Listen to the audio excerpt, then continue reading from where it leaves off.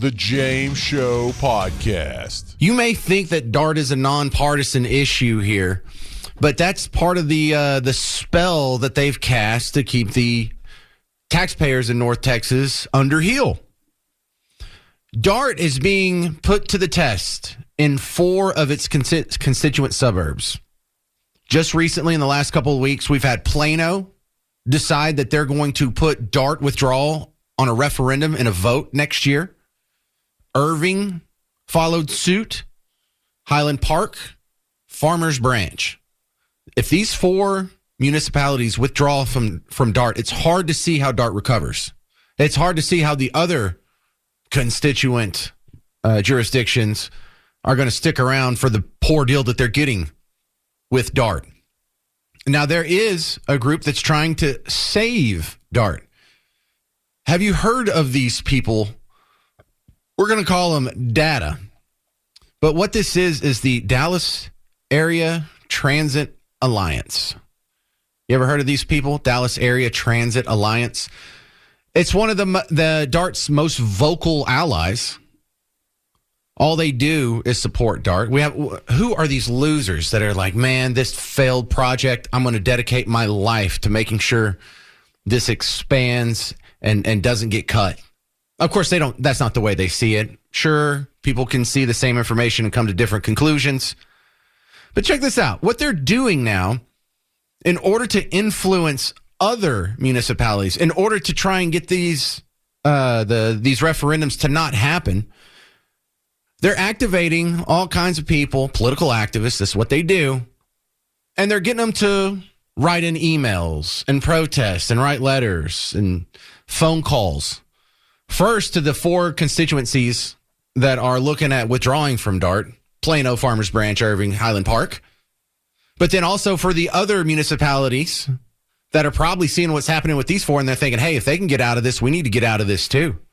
And there's a lot of them. You know, how hard would it be to swing the voting public when it comes to these smaller places like a Cockrell Hill is in on this, or Glen Heights, University Park, Rowlett is in on this.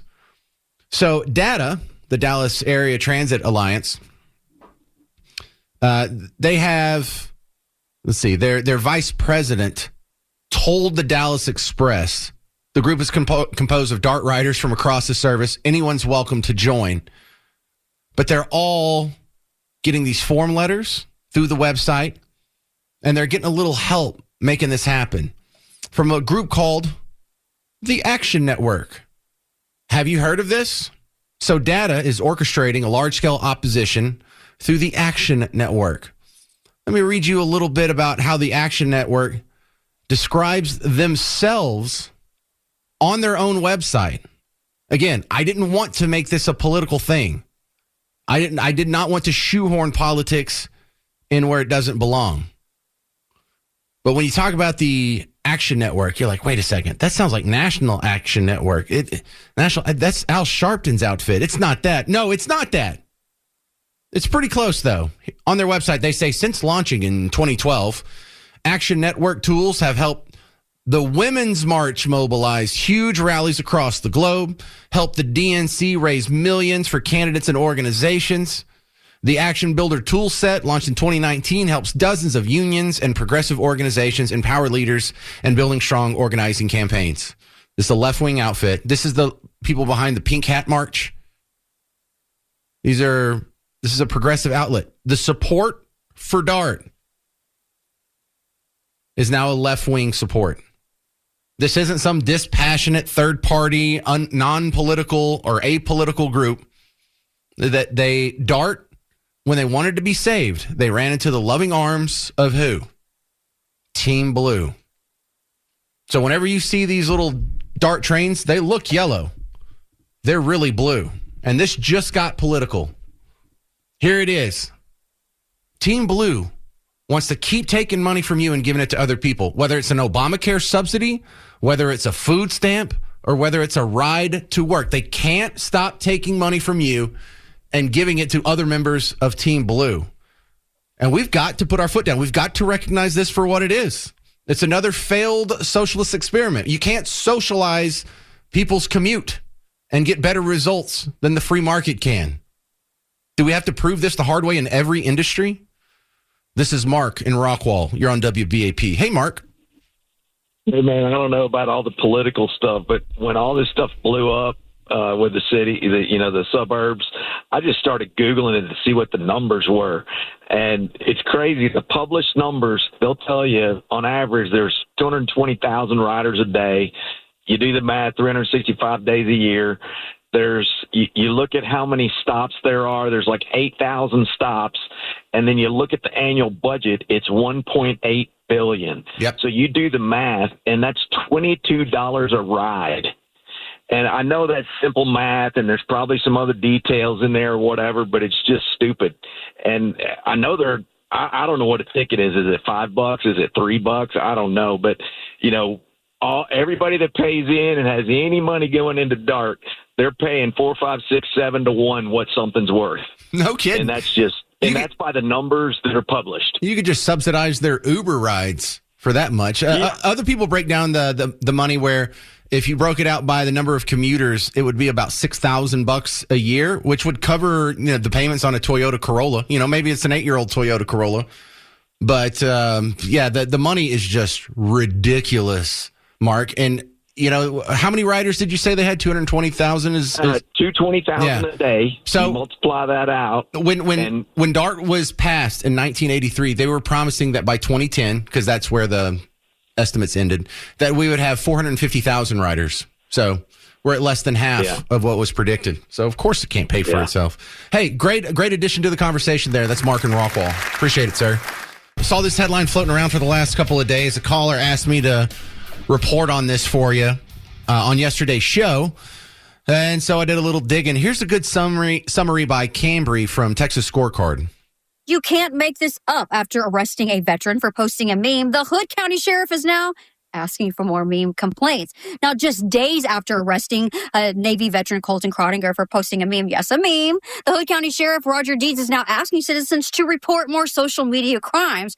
He literally posted online encouraging anyone who feels victimized by something said on social media to please come forward. Now, let that sink in. Texas, land of free speech and cowboy grit, is now investigating memes.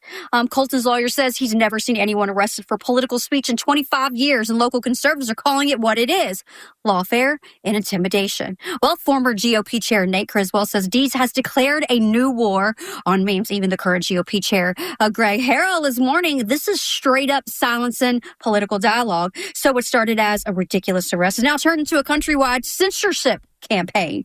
If posting online is now a crime in Texas, the First Amendment is officially on probation. Whoa. All right. So do we have a rogue sheriff in Hood County or what? That was Cambry from Texas Scorecard, now the managing editor of Texas Scorecard. Brandon Walton's coming back on the James Show. That was a great summary by Cambry. What's if you were going to be generous and tell the other side of the story, the sheriff's side of the story, how do you think he would explain why this guy is in jail? Well, it's interesting. I mean, the sheriff, the fact that there was attention put on this, as we saw over the last several days, the sheriff himself, Roger Deeds, out there in Hood County, has essentially doubled down on all of this. So he has said that, well, we don't want people doing, criminally impersonating people on social media, which sounds bad, right? But then you look at, okay, what is this case actually about? And the case is about somebody who literally posted, a picture on a satire Facebook group, saying that somebody had endorsed somebody that they obviously wouldn't have, right? I think I saw someone else put out an example like, it'd be like if you put a picture of, Joe Biden endorsing Donald Trump, nobody would actually think that's true, but, it might get some likes on Facebook. Well, that was essentially what you have here. And it was presented as satire, though. Yes. Oh, yes. Yes, exactly. And so the fact that, first of all, you even have people policing social media to this extent, but then actually acting on it and arresting citizens. You have the lawyer saying that they've never seen this before. And so, this is why you have a lot of First Amendment attorneys and a lot of free speech advocates that are really troubled by this latest development. Especially because it comes after a legislative session in Austin where legislation that would have only made issues like this even worse was proposed, and thankfully did not make it to the governor's desk. So, what is this guy being held on? Is this like slander or libel or something like that? What's the charge? Well, I believe that the charge is impersonation. So, like he impersonated somebody online because he made a fake post about them. Okay. I mean, that if the context is correct, that could be a form of fraud. But clearly, this is satire. I saw the post itself. He's even labeled it. He's not even hiding the fact that he's satire. So, what could we do about this? The sheriff? Yeah. Well, I mean, ultimately, right? It's the voters in those districts who elect the sheriff, and I'm certain that he's probably hearing from a lot of citizens in Hood County and from outside of Hood County now about this. And then more broadly, I think that this might be something that the legislature needs to look at to make sure that this is clear. Obviously, nobody wants people impersonating, doing fraud, things like that. That's what this Texas Penal Code is designed to stop. But it's not designed to go after people for posting satire things on Facebook. That's obviously not what the law is for, and potentially, that needs to be clarified. Do we know if he could face charges for illegally imprisoning somebody? The sheriff? Yeah. I don't know. I haven't heard that, but certainly there are a lot of people upset about this. Well, we're talking with Brandon Waltons from Texas Scorecard. TexasScorecard.com is his website. And if you go there and you wade through all the teacher abuse stories, you're going to find a huge positive story for Texas. And a crypto giant has now reincorporated in Texas, Coinbase. This should be getting a lot more headlines because between this and you see other companies do it, like Tesla ditched Delaware and reincorporated it in Texas, we are going to just sneakily become the financial capital of America. Well, I mean, look, there seems to be a never-ending stream of companies that are saying enough is enough. Even with Delaware, where I think a billion corporations, right, seem to be based out of because of their once favorable business laws there. That's no longer the case, and a lot of people are getting upset about it. You have the leadership at Coinbase, which is this crypto giant, writing an op-ed in the Wall Street Journal this week, essentially outlining why they left, and it comes down to the fact that Texas just has a more business-friendly environment, which is something that I think a lot of Texans obviously know, but it's something that we continue to see playing out as companies continue pulling up their roots and relocating to the Lone Star State. Well, NASDAQ's doing it too. There's now going to be a NASDAQ Texas, or is it NASDAQ Dallas? Which one was it? Yeah, NASDAQ Texas, yes. And potentially another Texas stock exchange also being created. So a lot of the business world moving to Texas. All right. Well, we must be doing something right. Thank you very much for your help on that. This is Brandon Walton. TexasScorecard.com is his website. Thanks, Brandon. Thank you. Baden in Mineral Wells. You're on WBAP. Hey, Baden. Hey, James. Man, I've been waiting to talk about this whole Hood County thing. Oh, new people. There's a guy that was arrested in Hood County. The sheriff didn't like the fact that he made a post about one of his political allies. He deemed that it was impersonating a public official. Clearly satire if you see the post itself, but now it seems like the First Amendment's under question here in Texas, and that's what Baden's referring to. Go ahead, Baden. Exactly. So when you really look at it from an outside point of view, the sheriff is not only friends with the meme that he posted online. Like she went and lied to the sheriff about it. She just didn't like it. There's a lot of county drama that goes on there when it comes to like school board elections and everything else. But it was in support of a political rival. So this is all political, of course, revenge, if you would.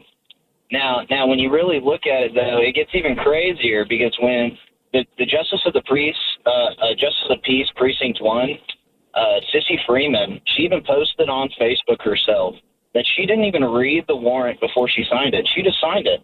She said it's not her job. Yeah, she said it's not her job to even read it. She just signed it without even looking at it.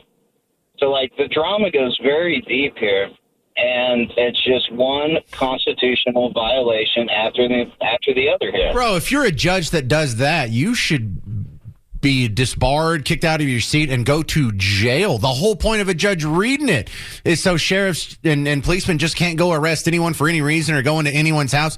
There's no stopgap on your constitutional rights if a judge isn't reviewing warrants. That is wild, Baden. Oh, I completely agree. I even called the Justice of the Peace Precinct 1 yesterday and asked for a comment, and they refused the comment. I even asked them. So you're not even willing to say that the judge read the warrant before she signed it? And they weren't even willing to say that. Wow. Well, look, this is the same thing that happens with the FISA court.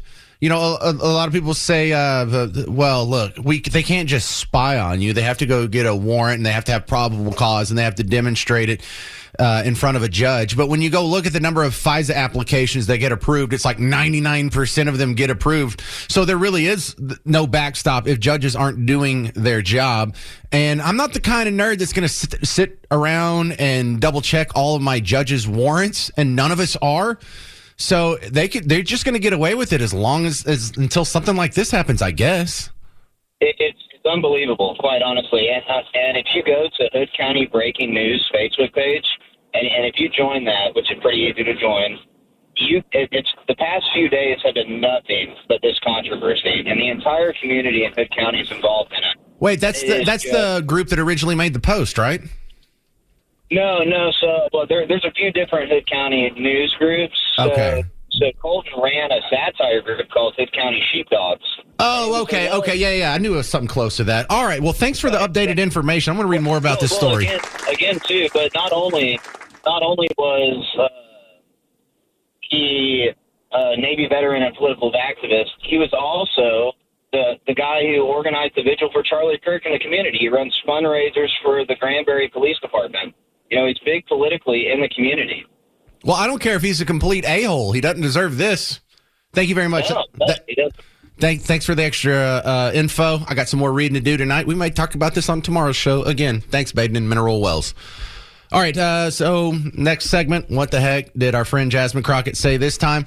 Well, it's all about the Epstein files. Jasmine Crockett, queen of the liberal tea. Bleach blonde, bad-built butch body, Governor Hot Wheels, and he is a hot-ass mess, honey. Queen of the liberal tea.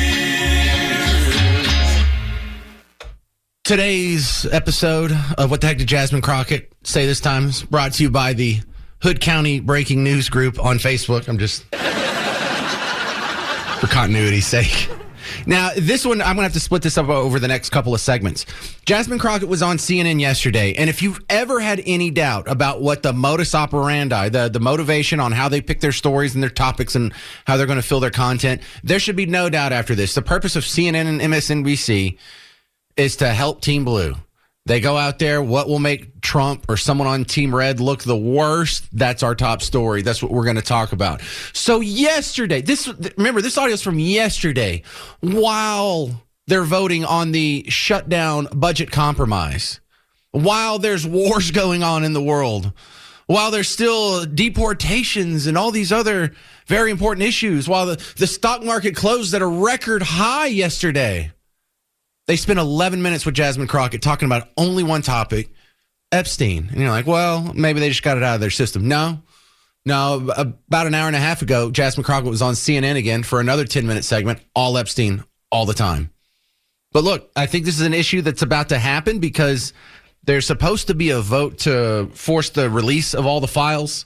And let's see what she said this time. Jasmine Crockett with Wolf Blitzer on CNN yesterday. Number one, it is clear that he knew what was going on, which I think that he's kind of alluded to that at some point in time because the president said that he was trying to kick Ghislaine out of Mar-a-Lago because it seems like that's where girls were being recruited from based on information that we have. But more importantly is that he was having... So she's talking about the new emails that were leaked. And I mean, are they new? So we already knew that Virginia Jeffrey, her name said 10 different ways. She wrote a book about what she went through. And I'm not going to sit here and lie to you and say I read the whole book, but I've read an article where it had excerpts from the book. And she talked about how she did get recruited by Ghislaine Maxwell to be working with Jeffrey Epstein, working in big old air quotes. And she was a towel girl in the locker room at Mar-a-Lago. That's a thing. Now, how did she get there? Being 15 years old and working as a towel girl in Mar-a-Lago. Her dad was on the maintenance crew. In fact, he was one of the shift managers on the maintenance crew, according to the excerpt that I read from her book. And so Ghislaine Maxwell's like in the changing room, and she just comes up to her and she's naked and she says, "Hey, how would you like to come work for us?" I mean, it's a real kind of gross story here when you realize she's a child. 15-year-old. I have a 15-year-old. You know how gross that sounds? So the emails don't actually implicate anything new. Yeah, Donald Trump wanted to kick Ghislaine Maxwell because they poached Virginia from him. And this is a guy who's kind of unsavory. I don't want you coming here and stealing my workers here and getting them wrapped up in your nastiness. But for Jasmine Crockett, it became, oh, no, he was totally aware of everything that was going on, which is sort of an implicit approval of everything that's going on. It was totally ignored for 4 years. Now it's the most important thing in the world. We're not buying it. There's something suspicious here. That being said, I would like for all the files to be released. Oh, heck yeah. Release all the files. I want to know. And everybody who did anything with children at that island, go to jail, go directly to jail. I hope we never see you and you breathe free air again. Never. What if Trump's in there? Yeah, I'm cool with that too. My point stands. I don't care what team you're on.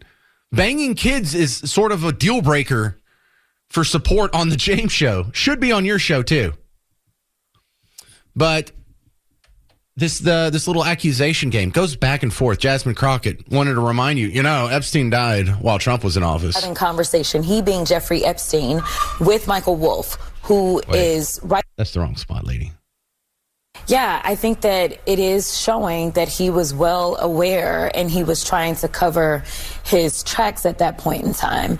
And I think that that's what you saw from Jeffrey. Obviously, it'd be better if we could talk to Jeffrey today, but it was very interesting that ultimately Jeffrey Epstein died sitting in prison during Trump's administration. Well, she's not wrong. So the fact that he did die when Trump was in office, I mean, I guess you could find that suspicious. You could also, find it suspicious that he died in a New York City jail with New York City jailers and a Democrat mayor and Democrat county, whatever, Democrat, the governor. It's not like Donald Trump was in charge of that jail. But he is not too enthusiastic about releasing the stuff now, so that would be suspicious. However, if that's suspicious, then not trying to release it for 4 whole years under Biden, isn't that suspicious as well? Yeah, it is. So it sounds like someone's going to get in trouble, and it sounds like it's going to be someone on both sides. Now, here's the part where I get a little frustrated because I feel like so much of the discourse that happens on social media, or heck, even people emailing me and calling in, is people who disagree with you who aggressively misunderstand your position or aggressively misunderstand the facts, because that kind of makes discourse impossible here. So when she says, well, what else could it be but Trump's guilty? Well, I can think of 10 things. While we don't know exactly what crimes he may or may not have committed, just think of it this way. If you know that you didn't do anything, then why is it that you would be twisting members of your own party's arms, trying to get them not to release it? This would be exonerating. If you know that you are free and clear, then why not say, you know what, release the files? All right, 2 answers to that. Number one, that can be thrown right back at you. If you know you didn't do anything wrong, then why did y'all ignore it for 4 years? Why wasn't it not a thing for the 4 years that y'all were under Biden? It's important, right? We all agree with that now? Then why did you ignore it for 4 years? The other thing is actually answering her question and not throwing it back in her face. What else could it be other than you're guilty? Why wouldn't you release it? Wouldn't that exonerate you? Well, he could still be innocent, and there are people in his orbit that could be destroyed, or people that he doesn't even really care about but are politically advantageous, or people that are donors, or people that are donors to his friends, or it could be someone's college roommate's friend's son's baseball coach. He could be connected to other people, or people that he's connected to could be connected to other people that would go down with the ship. If there was anything incriminating in it, why didn't y'all release it when it was totally under your purview? Did you not see it? Do you not know? But I hate it when they ask these questions that are like, well, what else could it be, when there's an obvious answer to that? Well, what else? Because listen to this again. Just listen to Jasmine. While we don't know exactly what crimes he may or may not have committed, just think of it this way. If you know that you didn't do anything, then why is it that you would be twisting members of your own party's arms, trying to get them not to release it? This would be exonerating. Well, exonerating for him may not be good in the long run. Also, you got to think, what if it's, like some people who are in elected office right now, and this could cost him the Senate majority? I'm not saying that's what happened. I'm saying there are other answers to where, well, he obviously was doing improper things with children on underage rape island with Jeffrey Epstein because he won't release the files. No, there's about 18 other logical reasons why he wouldn't do that. So do I have the answers? Heck no, I don't have the answers. I want to get the answers. I'm not going to drop this. I'm glad that someone's paying attention to it now. I'm quite suspicious for the people who act like this is the most important thing in the world now, that y'all sat on your hands for 4 years when it could have made, someone else's decision a little bit easier. Where were you? Why weren't you having 10-minute segments with Jasmine Crockett on consecutive days about Jeffrey Epstein for 4 years under Biden? So, again, pox on both your houses. But here's one more clip. This is where I agree with her. I'm sort of sympathetic to this last clip here. So I think that that's actually one of the things that we should talk about, is that the president has tried to call this all a hoax. I don't think you have this many people dying around a hoax. I don't think you have somebody trying to hide files around a hoax. We know that there's something there. We know that his own attorney general had to admit that he is in the files, but they are trying to hide stuff. The only reason that we have these emails is because so the attorney general admitted he was in his files. What is that, some kind of gotcha? We knew he was in the files. We knew he was in the flight logs. We've known for a decade. Dang, lady. But I agree with the sentiment. This is not a hoax. This is not something that was made up. There's too much smoke for there to not be fire. And I don't care whose ox gets gored. I want those files. I want anyone who went to that island and did terrible things with minor children to go to jail for as long as legally possible. I have a feeling this story is going to continue.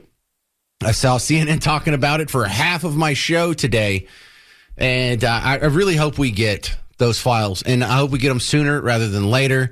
And you know what? I don't care what side you're on. I want to see powerful people go down. I don't care if they're all Republicans. I imagine that would have been released under the 4 years of Biden's if it was all Republicans.